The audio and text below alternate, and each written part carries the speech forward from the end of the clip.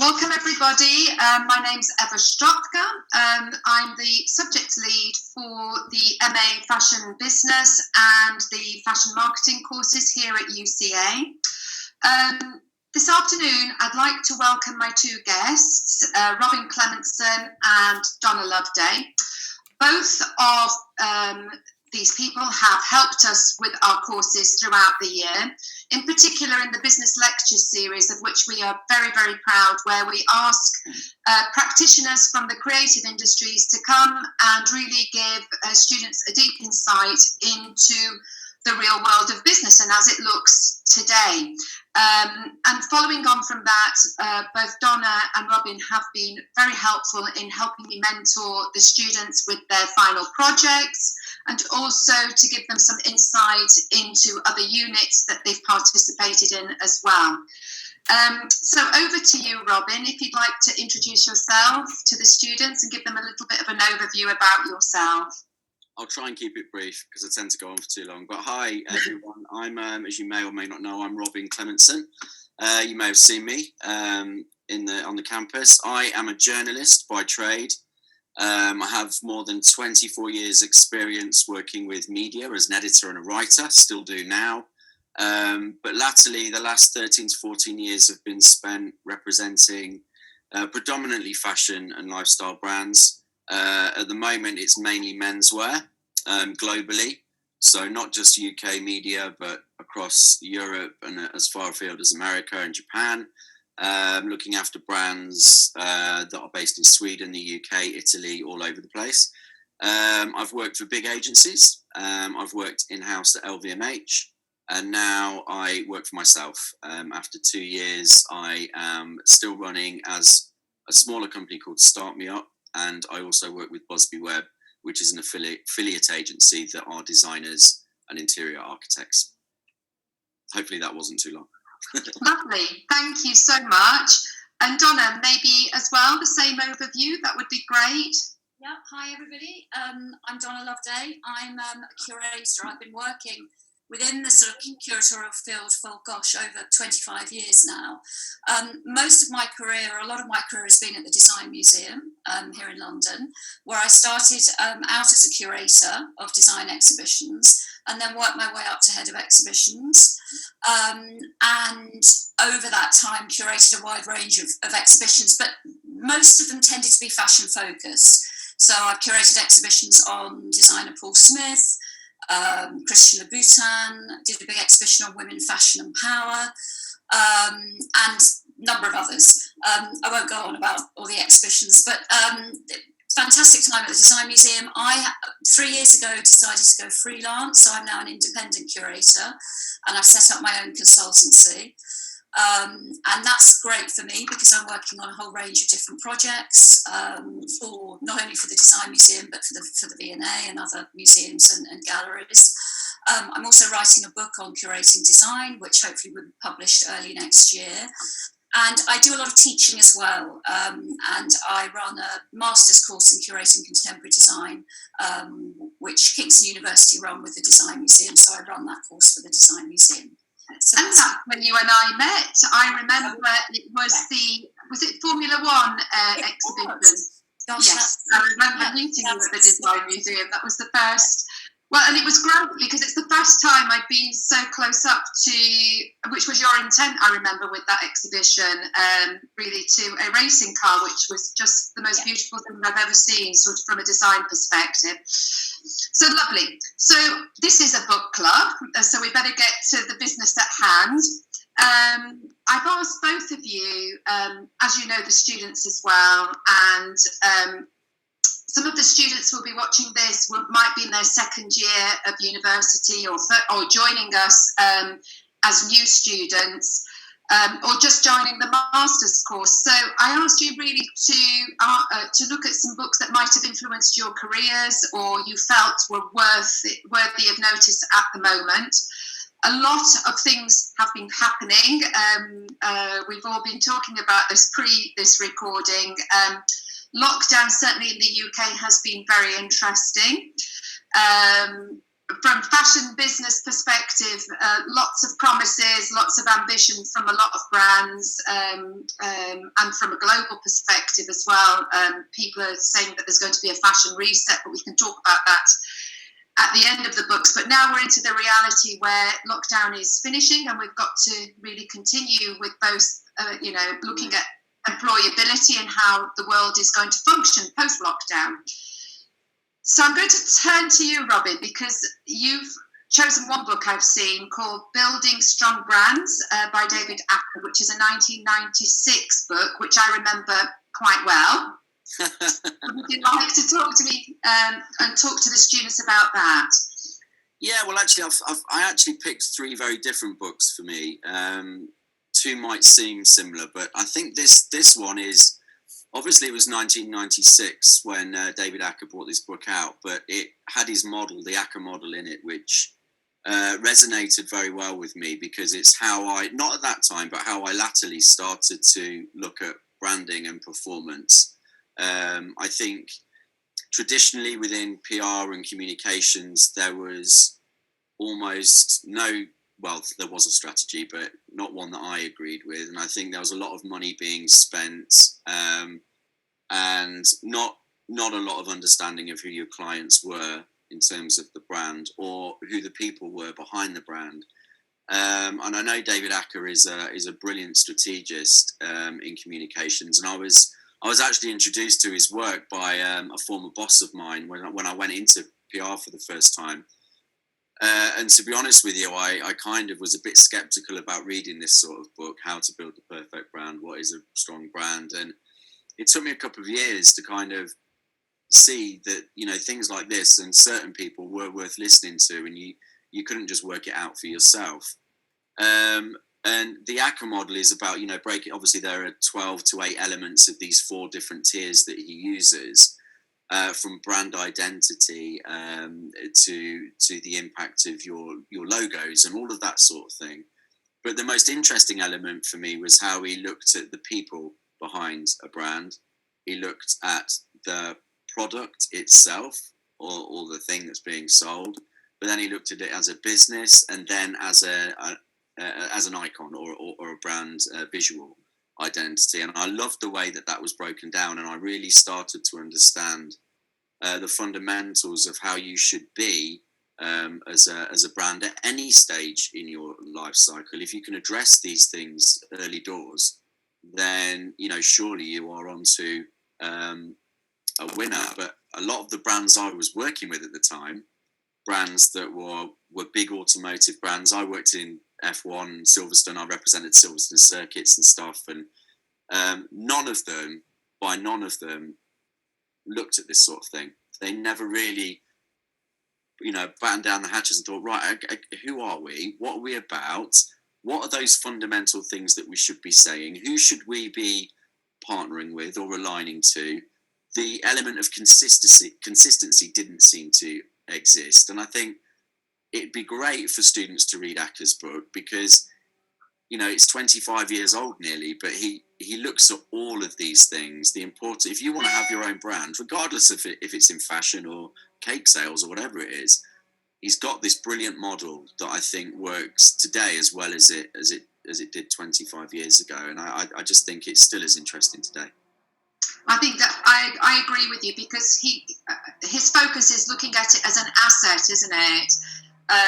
So he treats it with the respect of, not just something that's an add-on, so looking at a product first and before, it's like the concept before. So I think, as you said, for anybody entering a master's course where the end result is a business plan or a marketing plan, really going back to some theory and really understanding the theory. I think that's the big thing. There comes a moment when you can accept all that, probably when you're learning about it and somebody's lecturing you and you're just about getting your head around it. But it's great once you've had all the intros and the introductory lectures to go to this book and actually see it written in a theoretical context as a narrative, because obviously you're sometimes not ready to, as you've just said, some of these things sort of need processing, don't they? And then these books start to make sense, and then you can take away from it a lot more.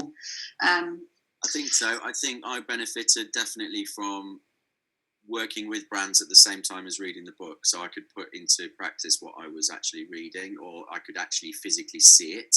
I think if you're a student looking at it, it probably could be quite daunting, or you kind of think, is that important? For some reason, you don't think it's that important as the other elements of a business, but my God, it is. It's probably one of the most. Agreed. Yeah.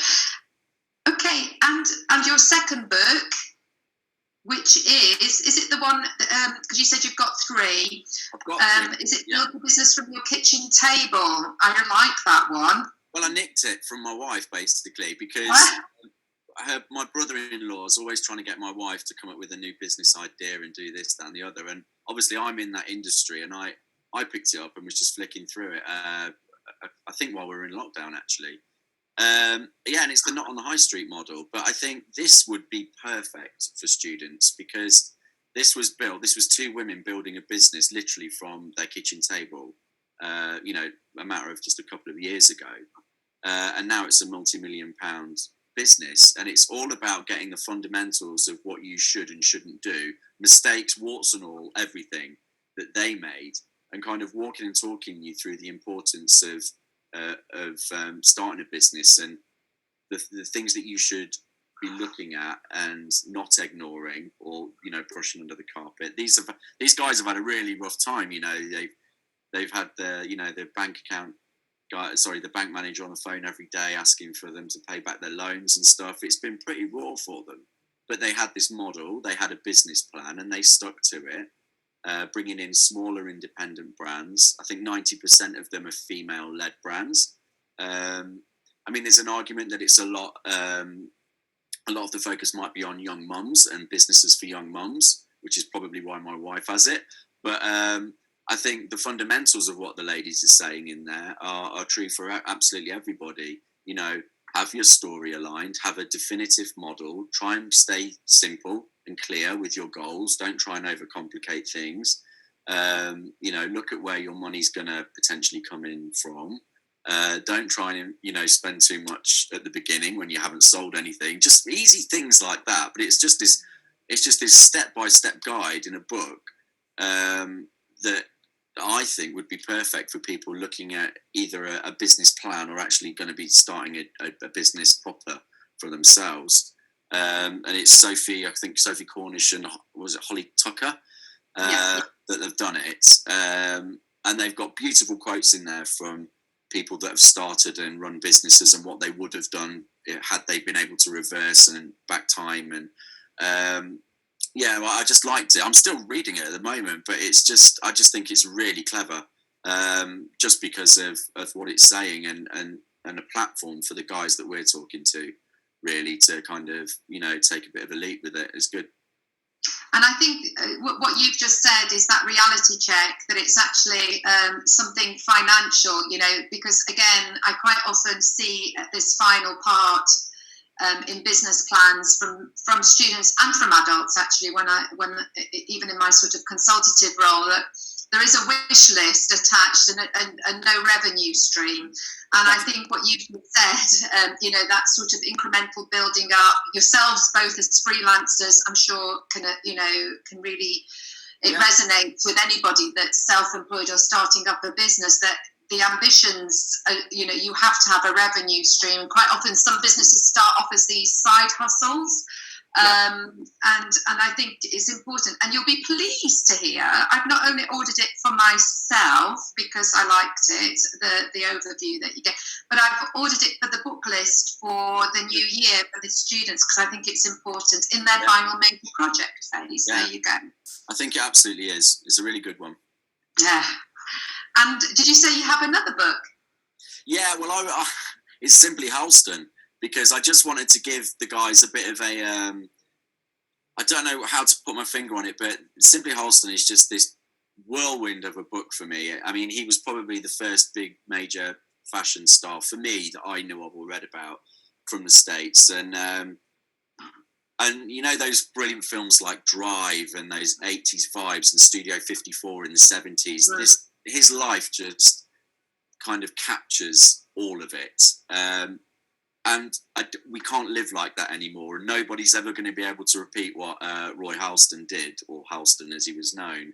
But obviously he was famous for the pillowbox hat that Jackie Kennedy wore, and he was a milliner to start off with.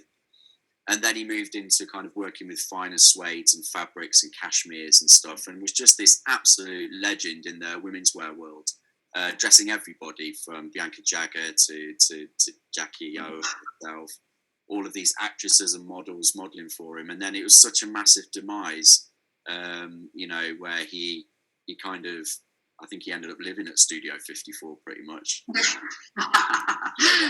I wish I'd gone there as well, because I think I would have done. I think that was his demise, going into work late every day and actually being bought out of his own business, and people still trading his name, but he wasn't part of it.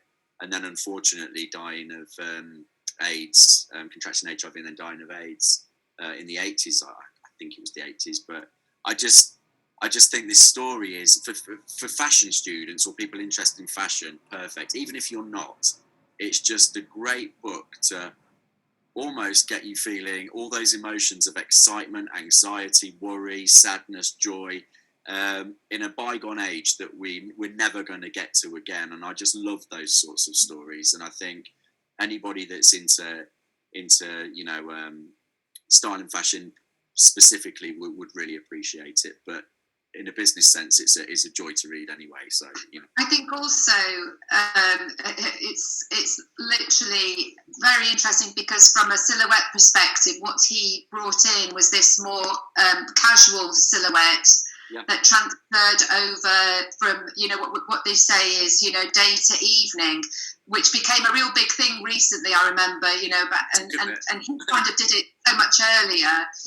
So he brought this casual elegance, but it felt just quite feminine at the same time. So he brought in this fluidity. So I think it's a really nice segue through to Donna as well, who is a fashion curator. And has curation as her specialism, and was recently, as we heard, been doing a PhD as well. But it would be lovely to hear your book choices, Donna, now as well. Thank you. Thank you, Robin. They were great choices, Robin. I want to read all of them, but how I absolutely agree. That's something that I have been wanting to read. And wouldn't that make for a great exhibition? I don't know whether there have been exhibitions of his work. I honestly don't know, actually. I honestly don't know. But wouldn't that be amazing? Yeah, fabulous. Okay. Well, then, my 2 months people, I can see a connection. We've got a project, Donna. The crying out. Okay, I've got 2 book choices. And I suppose I've been immersed in the world of the fashion show during lockdown, and there's really a reason for that. So I thought I'd just bring in these 2 books that I've been reading. And before lockdown hit, I was working on a study weekend for the V&A on the history of the fashion show, and it was an idea I pitched at the beginning of the year, and they seemed very enthusiastic about it, wanted to move forward with it. So it was going to be a weekend course. Sadly, because of lockdown, has to be postponed, for obvious reasons, but it's going to take place in early 2021. And I just thought how interesting it would be, because obviously curating fashion shows, I've been very fortunate to be invited along to some fashion shows and to sit there, on the sort of back row and just be part of this incredible world. And it's a very rarefied world that not a lot of people have access to. And that really sort of kick-started the idea for this, for this proposal. So before sort of lockdown hit, I was just sort of gathering, as you do, the very early stages of curating any exhibition is gathering all your research sources and your research material together. And I got various articles about the fashion show and sort of entries within books that reference the fashion show, but I couldn't find this sort of, what I needed was a sort of, an authoritative bit of writing on the fashion show. And I was in the V&A one day, I was in the shop actually walking around, and I was looking at the books, and I thought, I wonder if there's anything on the fashion show. There it was, staring me in the face. And I'm sure Robin will be familiar with this book. It's called The Fashion Show, History, Theory and Practice. It was published by Bloomsbury in 2018, and it's written by Jill Stark. And Jill is somebody she's head of the School of Creative and Liberal Arts at Regent's University London. She's worked as a fashion designer as well as teaching fashion show production at London College of Fashion and other UK universities. So for me, she's somebody who has an in-depth knowledge, of the subject, but also direct experience of the industry itself. And I really like the structure of the book because it's very accessible, very easy to read. And it's structured around two key areas. So firstly, it explores the history of the fashion show. And then it looks at practice. Then it looks at what's involved in putting together a fashion show. So there are these two sort of different, sort of separate elements to it. So in the first section, she talks about the evolution of the fashion show, and it's an absolutely, really fascinating history, going right the way back to, the 19th century, when really designers would send out little wax dolls, with little miniature versions of their latest creations out to interested customers. And then sort of evolving to the, if you like, the mannequin parades that took place inside all the major couture salons in Paris and in London. And something that was really, really fascinating was how the American sort of fashion industry adopted the format as well, around that sort of 1900, when these sort of mannequin parades were sort of given more of a sort of a popular slant, if you like, and all the major department stores like Wanamaker's in Philadelphia, for example, would stage these enormous shows that would typically attract thousands and thousands of people. So there's all of this really interesting information around the history of the show. And then she talks about, she sets the show within its sort of contemporary context. And she really examines the purposes of the show, what they're there to do. She explains the fashion calendar and how that works, how social, ethical, environmental issues have impacted on the format of the show, and also new technologies as well. And then she goes into quite a bit of detail about how you create a fashion show, what goes into that whole process. And what I also like about it is that there's a series through the book of industry insights, what she calls industry insights. So she's got, sort of short, concise interviews with fashion show producers, runway photographers, models, PR agencies, all of those people that are typically involved in the creation of a show, and just asking them how they got into the fashion industry, but also their perspectives on the fashion show, and how they work. So I think for any sort of student, fashion student, and those really wanting to understand how that fashion show process works, this book is, I think, really, really helpful. And it's been very helpful to me in sort of helping me to shape the programme for this study weekend. So that's my first suggestion. And then the second is more of a, what can I say? It is, I suppose, the authority on the subject. And it's more of a weighty tome, and it's called The Mechanical Smile. And it's quite a long title, The Mechanical Smile, Modernism and the First Fashion Shows in France and America. And it starts at 1900 and it takes you through to 1929. And it's written by Caroline Evans, so I suppose it's really one of the leading fashion historians. She's Professor of Fashion History and Theory at Central St Martin's. She's been instrumental, I would say, in developing the whole discipline of fashion history and theory. She's published many books and scholarly articles, as well as acting as a specialist consultant on fashion exhibitions. So a real sort of expert in her field. And again, this book is, the way it's structured is really helpful for me. So she looks at the fashion show, and then she looks at the mannequin. So in the fashion show section, that's a very comprehensive study of the, she talks about the origins of the modern fashion show in the early 20th century. She traces the history of the earliest fashion shows in France and the United States. So that's her focus, France and the US, from their origins in the 1880s and taking us through to the beginning of the 1930s. And really sort of situating them in the context of this movement of modernism. And this new sort of vibe and energy that was taking over. And then what's very interesting for me was the mannequin and the whole, history of the sort of the fashion show model, the use of the fashion show model on the catwalk. So she explores how the mannequin walk and the pose developed over time. And she argues that this was very much in line with this whole new period of modernity during the 20s and 30s, and this period of emancipation for women. And she really shows how the fashion show and the models that took part in those shows, for her, represent this sort of intersection between women, commerce, and culture. All these things for her converge at this time. And for me, this book, it's like visiting a great exhibition. It's just fabulous because it's, as I said, it's quite a weighty tome, but it's full of all this wonderful archival material. And I don't know how she's managed to get access to so much material, but, you know, you've got amazing photos from this period of the shows taking place inside the couture salons, of the models, you know, preparing for the shows, and then sort of doing the catwalk. There are fashion show invitations, fashion show programs, press articles from the time, you know, magazine articles. It's just so rich in imagery and in objects, I suppose, from the time.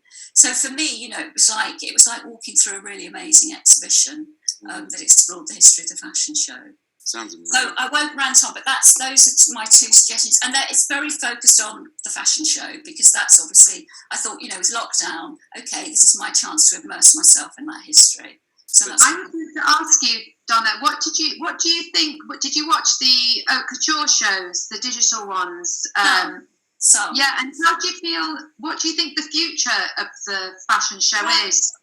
It's an interesting one because I wanted to end my course programme with a debate, really, about that, because Jill Stark touches on that in her book, the first book that I talked about. And I think, you know, for a while now, you know, before the COVID-19 pandemic and for years back, you know, they're live streaming of shows, obviously, which we're all familiar with.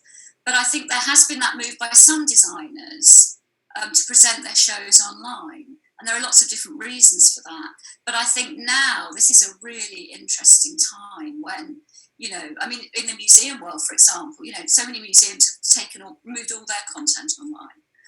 And I think it's, you know, everybody's talking about it's going to change museums forever, you know, in the way that they present their content and also their audiences in terms of broadening their audiences. And I think the same for, I don't know, it will have an impact on the fashion show, I'm sure. I'm not quite sure how at the moment, because I think there's a lot of fatigue, I think, with everything happening online. And I know that I yearn for that physical experience. I want to go into an exhibition now. I want to visit a museum. I want to go into those spaces. And I yearn for that now. So I wonder whether, you know, people now after this sort of period of lockdown and Zoom fatigue and everything else, is, you know, will there be that demand still for, I think there will be, for that spectacle, that experience. Yeah, what slightly concerns me, and because I've done a lot of self-reflecting, and I keep saying, because I'm of a certain age, whether it's just us yearning for the physical, you know, because I keep sitting with my 28-year-old and 26-year-old and, you know, asking them what they're missing. And because they never had all this, obviously they went to museums with me when they were little and their schools took them and, you know, all of these things. But they, for the first time, had access to the haute couture, and they actually watched, I'm sure it was the Christian Dior, which made me actually quite emotional because it showed the quarter-size mannequins. I don't know if you saw in the trunk being taken to the models who were nymphs by the sea. I mean, it actually gave me goose because it was filmed beautifully, but it actually captured everything that you've just said about what and how fashion was done. So they looked at their own archives, but almost recreated the spectacle ready for the Gen Z, early millennial. And it still touched me actually because they used a really good I can't remember whether it was Nick. I can't remember who was directing, but it obviously had to resonate with you know, to bring in that cinema spectacle as well. I do worry That's why one of the big things I think you saw, and you know that I do these trips to design studios, and Chris Rayburn I think is very important. I keep championing him because he has this open studio in Hackney where they see the process, they apply everything, and it feels very real. And I think, and they're always shocked, the students, when I take them there, that they're actually in an atelier, for want of a better word, that they're actually participating in the process. So I'm going to keep championing that so we don't lose it. And you champion, all of us. So am I. I mean, I actually, I've got brands that have done their first ever fashion shows who didn't actually believe in them at all, didn't want to present their way, but they are creating them for the buyers, because there are no trade shows this year, so there's no pity, there are a few, but there's not any of the big ones, and they've had to kind of force their hand at doing something, and I've actually thought, this is pretty cool. I like the way it's being received, and it looks really slick. However, and I agree with you on the shows that have recently just been online, but I think there's a need, or there is for me as well, to actually have that real experience, that atelier, that back of the shop kind of, these are the fabrics, this is the atmosphere, this is the ambience and character of the brand. And I think people won't fully understand what a brand is until they walk into that environment. I've been to Chris Rayburn's place quite a few times, and it is amazing.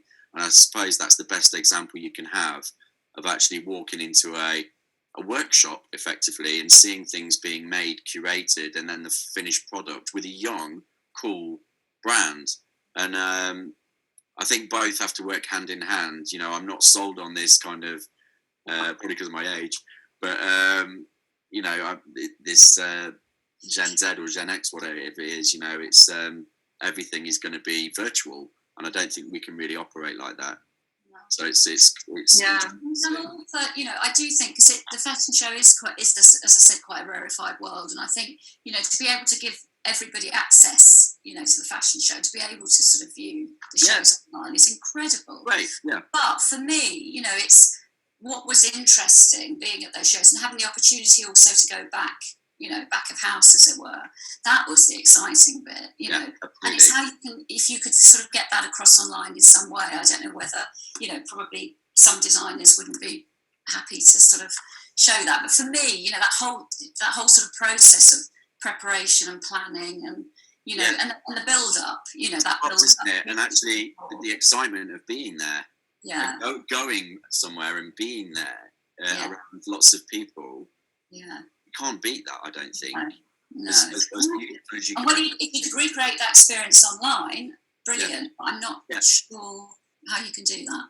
No, I think it's interesting as well that I think the Gucci creative director, isn't it, Alessandro Michele, he actually said about a fashion reset and about having a mixed catwalk, not differentiating menswear, women's wear, the fluidity and less seasons, which is great for for the sustainable aspect and people learning to look after it. But we only had officially 2 seasons. Then they started what I call the Zara, putting these 10-week leads where there was a cruise collection and all of this. So they kind of damaged their own model, really, because we only did have 2 seasons initially. So I think subcategories now. Yeah, so and especially now when I look at I keep looking at my kids, the way they're dressing. They don't have seasonality. My kids really love Depop. I don't think they have all of this sort of brand aspiration. They love vintage, and they actually show off about it, how little they spend. So it's going to be quite interesting sort of business model to tap into. I'm talking about the UK because it's very different, obviously. In Asia and the Middle East, it's but England, there's lots of priorities for these. They've just had stamp duty reduced, so I think there's going to be a lot of them trying to get on that ladder and to keep jobs, isn't it? That's the other thing. Absolutely. Yeah, it's going to be very challenging few months ahead. Well, years ahead. Yeah. So I'm going to go to my books, which are very boring in comparison because they're going to come down because it's not. I suppose I've gone to the other extreme. I've been reading something, and my family are sick to death of me coming down with these quotes. Actually, it's a book, Mesonomics, by Brian Dumaine. And really, it's quite depressing, really, because if, 206 million people go onto Amazon every month to look at things, and 9 out of 10 consumers apparently check price points on Amazon to see if they're getting a bargain. $5,000 every second is spent on Amazon. Apparently 40% of sales in the US came via Amazon. I think globally 6%, but I think people are saying that it's a lot more during lockdown. And yes, it's amazing because, there are two things that struck me about the book. In fact, in its first pages, which I think I'm going to use it as a starting point, actually, for the students that will be joining the MA next year, because he has apparently there's a mantra there. There is no day 2 in Amazon. There's only day 1, and every day is day 1. So that that nervousness, that fervor, the innovativeness, the excitement that you feel inside your belly every time you walk in when you start a new job, he expects that to continue right the way through. In fact, he refuses to understand the notion of day 2. And this is from a guy aged 24 who had a really not a privileged upbringing. I think his stepfather had a huge, in fact, his name is from his stepfather, so there's nothing, but it's that drive and ambition of what he saw, and he saw that opportunity in that bookstore and started off in his garage. It's quite incredible because I think it's an honest book. I read different reviews on it before I gave my own sort of perspective on it, because it says it's very biased, but there is this whole chapter attached to it about the mistreatment of sellers on Amazon as well. So I think it's quite an honest overview, as well as the glorification of what he did in such a short period of time. It talks about his failures. It talks about his ambition. I didn't know this, but he owns Whole Food stores. So in America, he has these cashless convenience stores where people can drive through 24 hours a day in California. But equally, if you go online, this is when I started checking their grocery site. That's where Whole Foods are, together with Morrison's. So they've started. So the grocers are quite worried about this aspect of Amazon as well. He has also, I did not know this, he has all his money he doesn't feel that the Earth's natural resources are enough to sustain humanity as it is. So he has massive investment in his Blue Origin project, which is all about space and how we're going to live in the future. So really he sees this is the book saying that he uses all his finances almost to finance that aspect of it. It does talk about all the things that he's done. I didn't know he was into loans, gaming, cloud, keeping things in the cloud. So apparently it's a bit like Google, so he's competing for that airspace. Speakers, obviously we know about the success of Alexa and all of those sorts of aspects of it, the whole streaming side of it, his ambitions. But it is worrying because I kind of think, because a lot of my students don't see them as a competitor, when they do their competitor analysis, there is the aspect that they call this the flywheel mentality. So this is, he had a speaker that came in who I can't remember, but he talked about the fact that we're all on a wheel, constant wheel. In order for a company to grow, you have to keep feeding this wheel. And the various aspects of this wheel are understanding that what your consumer needs, making sure you have enough sellers so you have enough product, and that you keep your prices low, and therefore the wheel will continue if you keep feeding this, and obviously innovation and technology.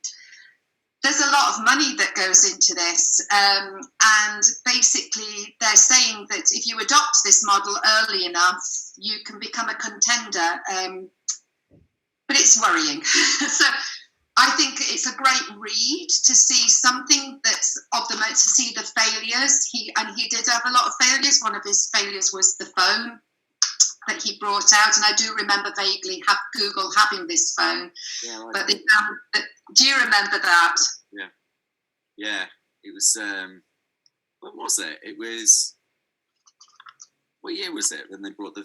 Was it last? No, it was a few years ago, wasn't it? I think it was 3 years ago.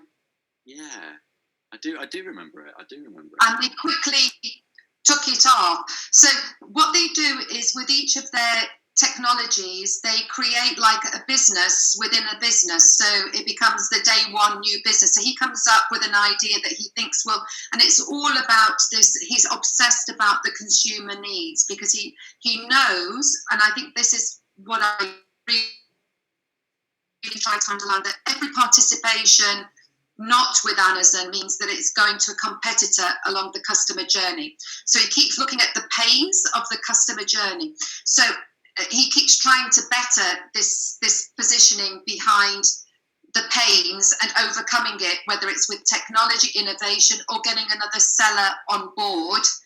However, when the seller does too well, he will then create, or his team will create, a private label that will undercut the best selling. This is where the complaints keep coming in, and it's tough, but it's an example of what's out there and how tough the market will be for new businesses, and it's quite scary because it's unregulated, and because he's with his legal team, he's been able to get Chinese suppliers on board, overcoming certain aspects of tax, and it's quite, yes, a lot of food for thought for me, certainly. I don't know. No, I think if I read that, I'd be petrified. Yeah. It sounds like he has the monopoly on almost everything going along, and people really need to. Certainly, the students need to be contemplating that model, don't they?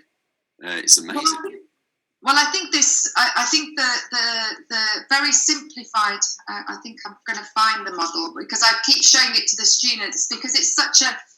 I don't know if you can see that wheel. Yeah, it's similar to the models that I create, but mine never result in such impact. Yeah. I know. I mean, obviously. Yeah, I think he's so ahead of his. I think that's when we look at Roger's innovation curve and all of those sorts of things that we know, the theoretical, he's got the money and he's ahead of so he keeps innovating, and as it comes in, but he does admit failure, which I do like that in essence in the book, that there is a failure aspect to it. It's not huge, but there is something. But it was really interesting. One of the scariest statistics that I read is that if Amazon's revenue would make it the world's 51st richest country in the world, just behind Peru, New Zealand and Greece, and ahead of Algeria, Iraq and Qatar. There you go. Wow, gosh. I mean, it is a phenomenon. And,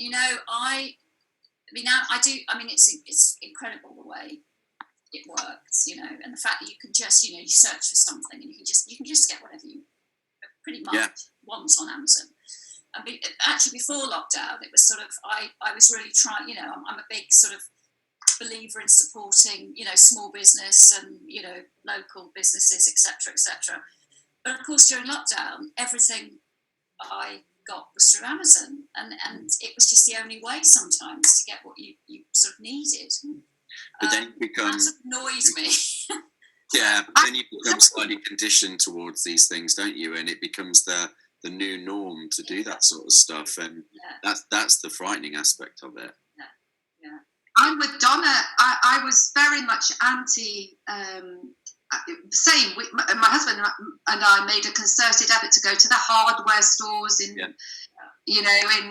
where we live, and really not rely on it. But we ended up doing the same thing. And what's even worse is that we got a few things through where, and then you start getting some sympathy, because there are startups, a bit like Not on the High Street, that there we got some handwritten notes, because for some people it is an only way.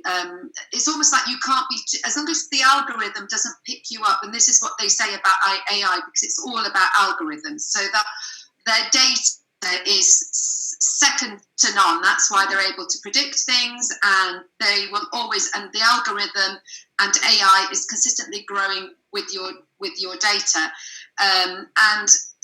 What is really scary is that the less successful you are, almost, the better you are. So you can consistently be successful, so you're making money, but not too successful, because then the algorithm doesn't pick up on it.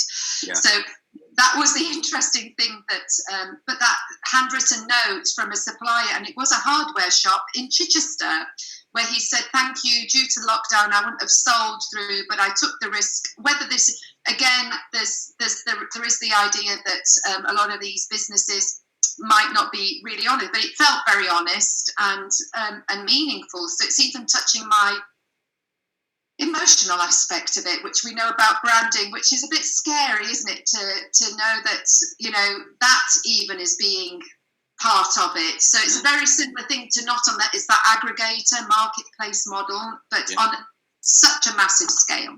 Yeah.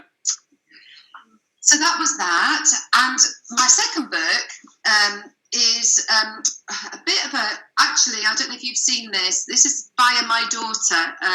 It's nothing to do with business, actually. It's about this whole thing that happened during lockdown. The marches due to what happened in the US with George Floyd and the rise of the Black Lives Matter movement. There are these amazing book lists that have come up, which, again, important for me, actually. I always feel very pleased with myself, because I say I've got Polish heritage, even though I'm born here, and it was very different for me growing up. But I think each of these books that I read, and particularly this one by Bernardina Evaristo, which talks about 12 really powerful Black women and their lives, really made me think a lot about, women's friendships, how we all rely on the network of others, but just how women in Britain, Black women in Britain, have had such a different time, even compared to my what I keep saying with my Polish, and my daughter keeps saying, "It's not about you, Mum," and I do like that slogan. So it isn't about me. It's a beautiful book, but I found it quite difficult to read initially, because and this is why I found it quite intriguing. I kind of had to, so on a personal level, I had to retrain myself to read, because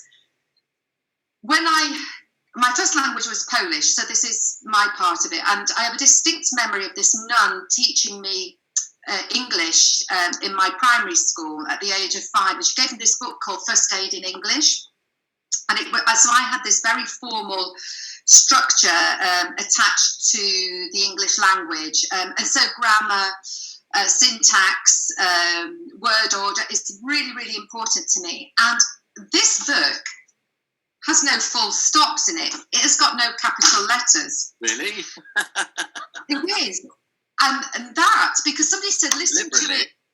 It is, but it's, do you know what? It's made me really, because I've noticed that obviously I skim read, and my brain has got into a habit of doing things, and I'm not really reading. I'm actually taking the nuance of sentences. So this was on 2 levels.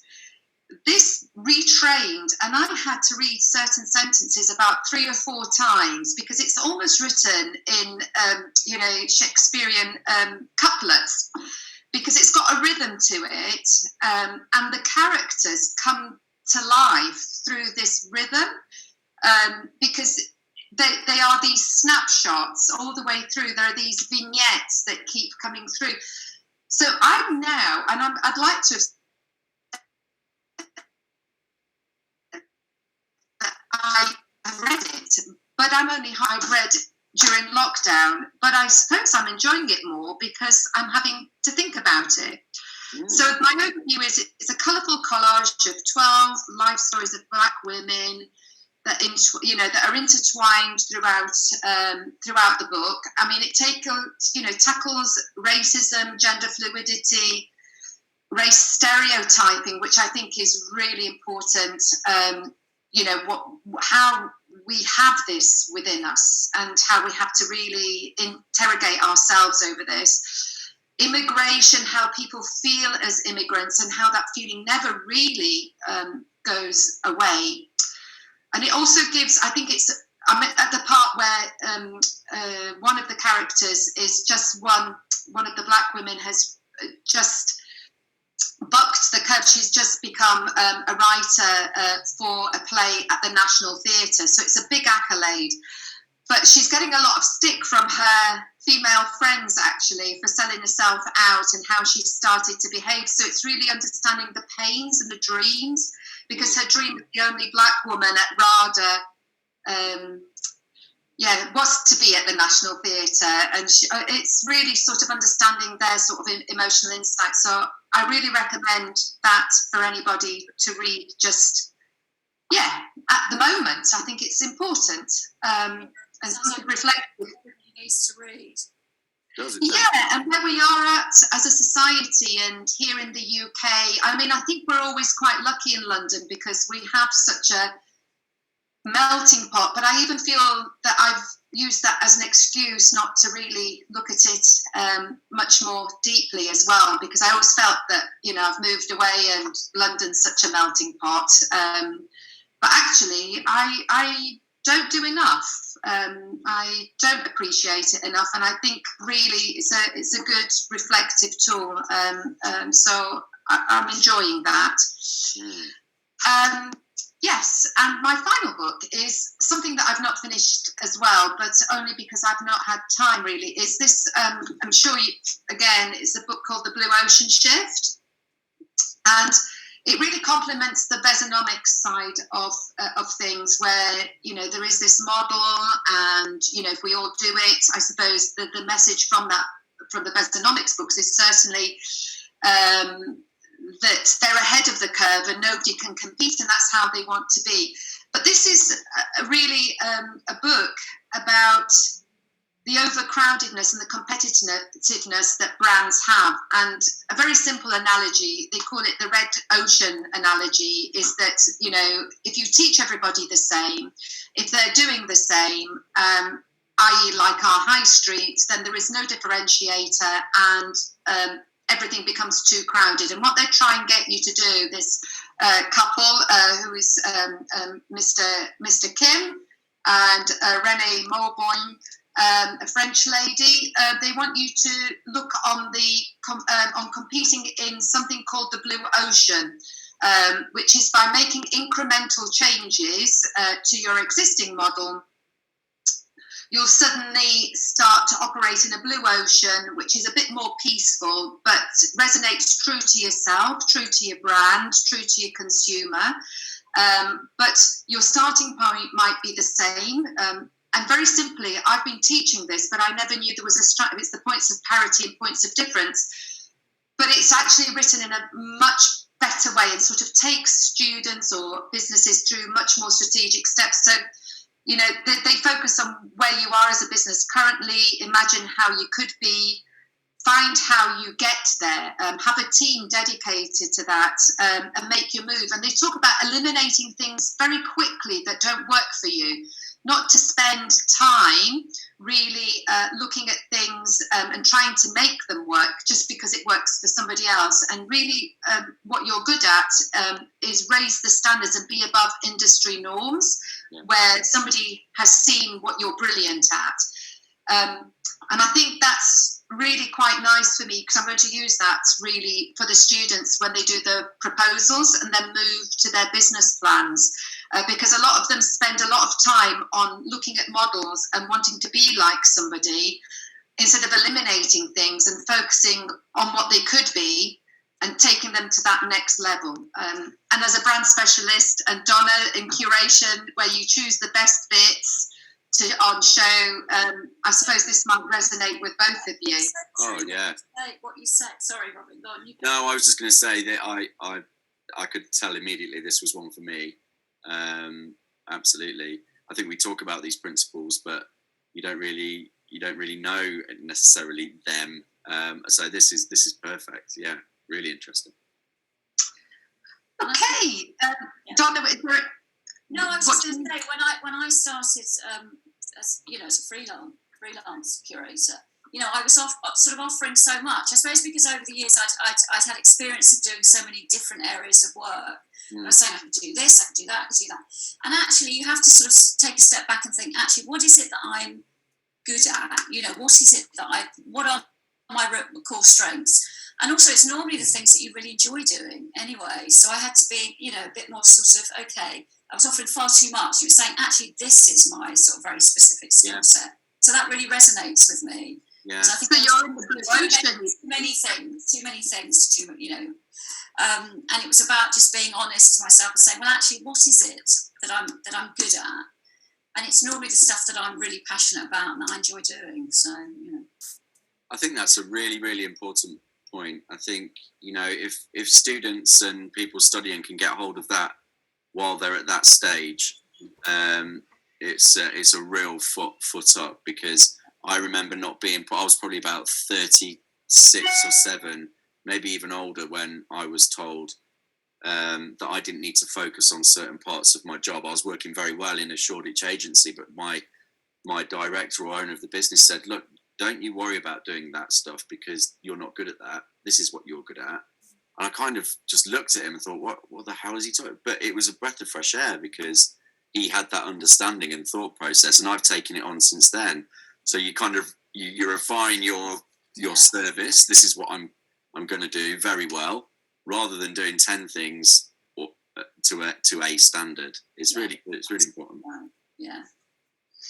Okay, so I think really I hope that the students and my colleagues and anybody else who watches this video, which will be streamed on the UCA Business School streaming service, but I think it might go to YouTube as well. Okay. So hopefully everybody's enjoyed this afternoon, and maybe I can engage you in another session later on in the year. Yeah. Thank you for joining us, and hopefully see you in the new academic year, Robin and Donna. Yeah, absolute pleasure. Nice to see you. Thank you for having us. Okay. Thank you. Bye. Bye. Bye.